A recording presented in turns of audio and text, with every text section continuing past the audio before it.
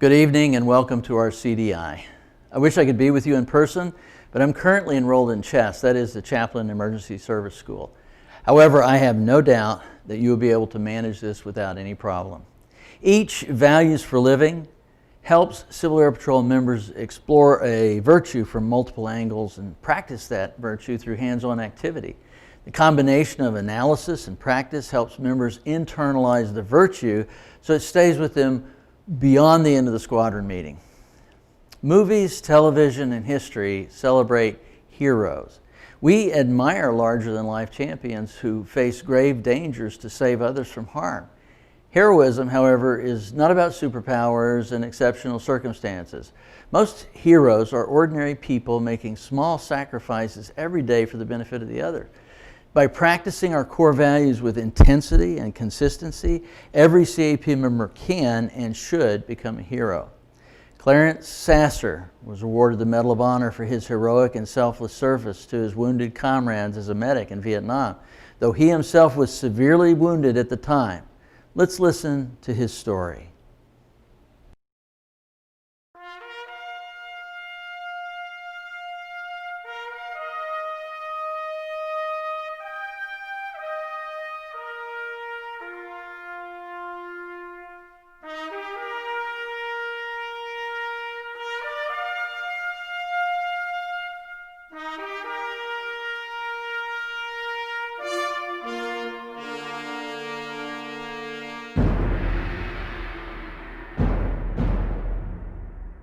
I left high school and moved into the city of Houston and started attending the University of Houston.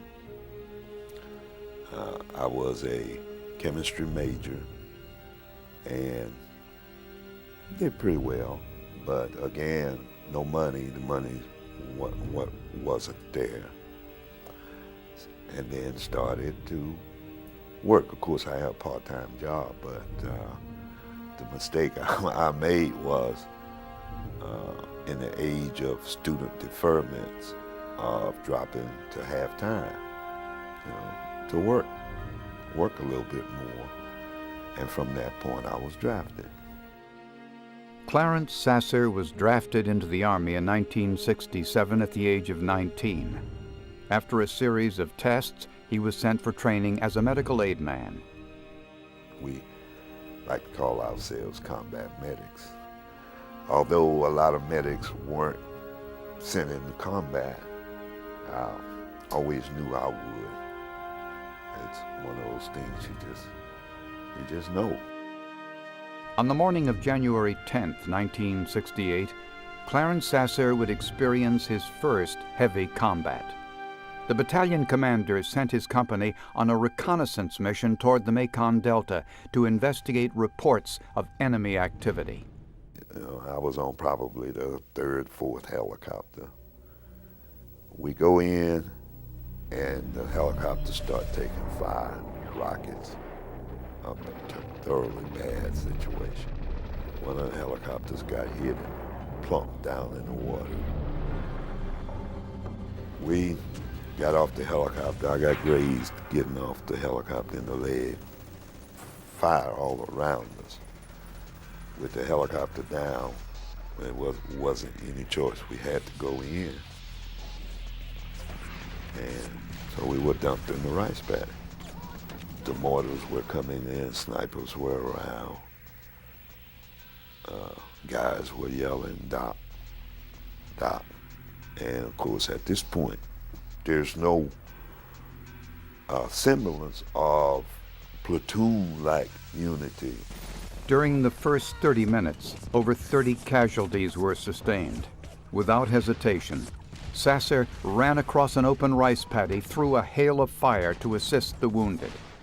After helping one man to safety, he was painfully struck by incoming fire. I was almost hit with a mortar round that almost just totally sprayed my back. Shell fragments are something I'll never forget how they feel. Man, you can hear them all day, boy. They come in, boom, and then you hear it, where they're just shooting into the water, and when it hit the water, you hear it just sizzle, man. I had learned early on that the best way to get around that day was just simply grabbing the rice sprouts and sliding yourself along. You could move better like that than to try to, of course, stand up. If you stood up, you were dead. Especially they see your bag, they know you're a medic. You know, you kill a medic, a lot of people probably would die. It was the rationale. Despite 2 additional wounds from machine gun fire that immobilized his legs, Sasser refused medical attention and continued to search for the wounded, administering critically needed support. My job was to care for the guys, maybe get them to carry on. And in fact, what I remember telling one guy was, "Here, man, take your weapon. Take your weapon." After I had finished putting the bandage on, "Take your weapon. Let's try to get out of here." And we went in probably 10:15 that morning. We spent the whole day in the rice paddy. Terrible people getting killed.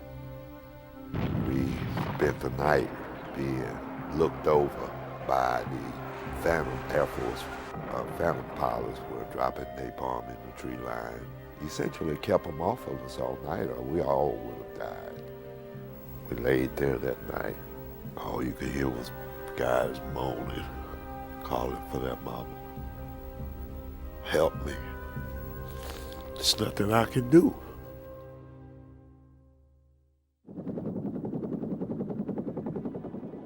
They got us out, I guess about 4 o'clock that morning. They tested and came into the area and with the chopper. Well, it was a relief. It was a relief. We were out of there and I was still alive. I was hurt, but I wasn't in mortal danger. I was hurt. I knew me. I knew I would heal, and I would heal fairly quickly.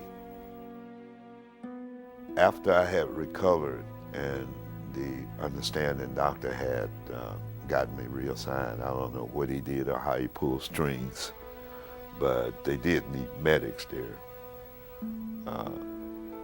I was called into his office. He was, of course, the officer in charge of the dispensary, and told me that the Department of Defense had decided to award me a Medal of Honor.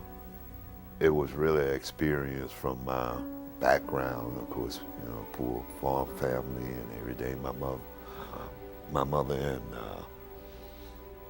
and sisters were flown up to D.C. And of course, this was the best. This was, I guess, the best thing that ever happened to them.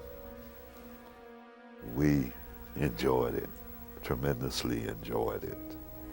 It's confirmation to me that I did my job, and that's how I had to deal with it, because it was my job. I don't think what I did was above and beyond. I never have. And I don't make a point of it, but you know, being one of the only two black guys alive now, I think it means a lot to the country that I am who I am.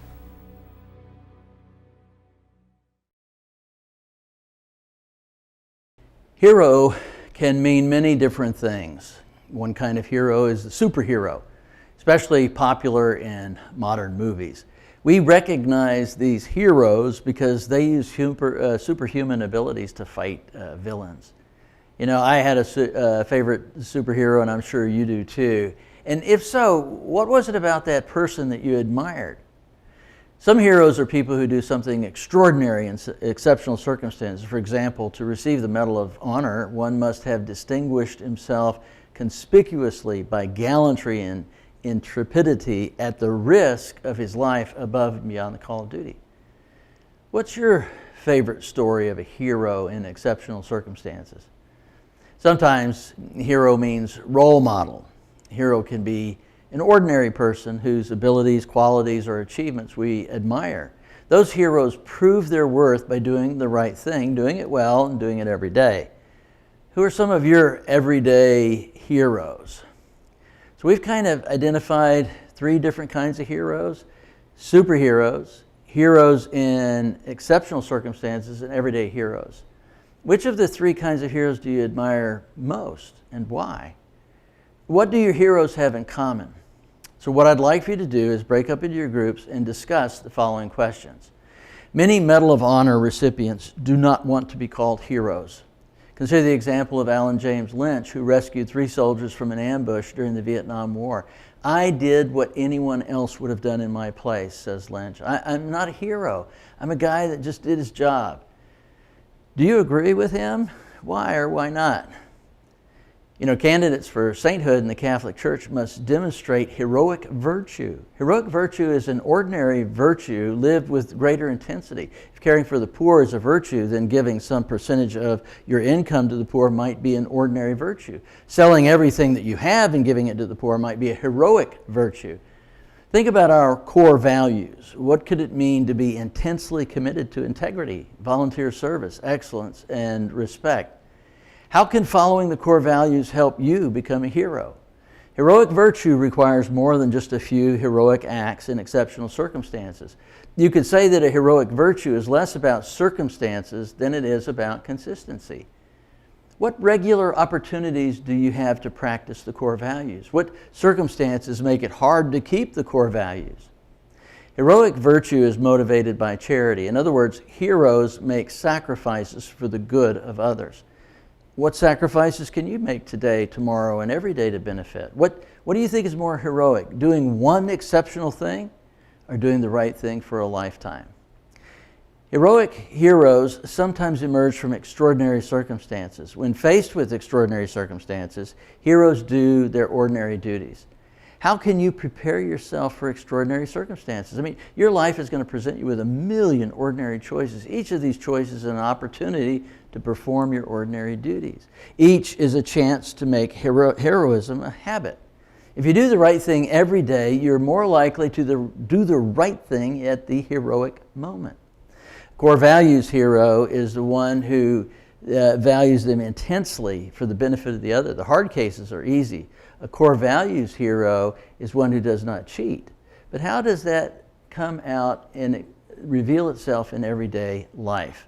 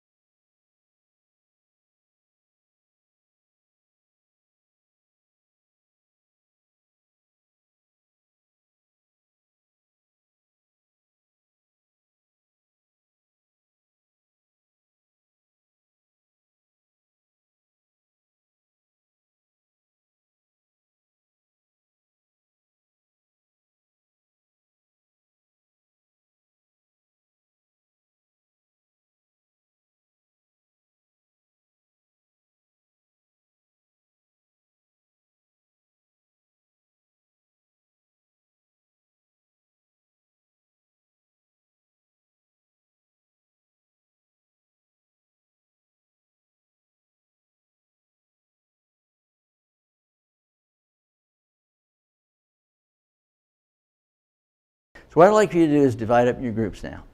Ask each, I want you to take a few minutes to brief the rest of the unit on your conclusions. So I want you to talk about several areas.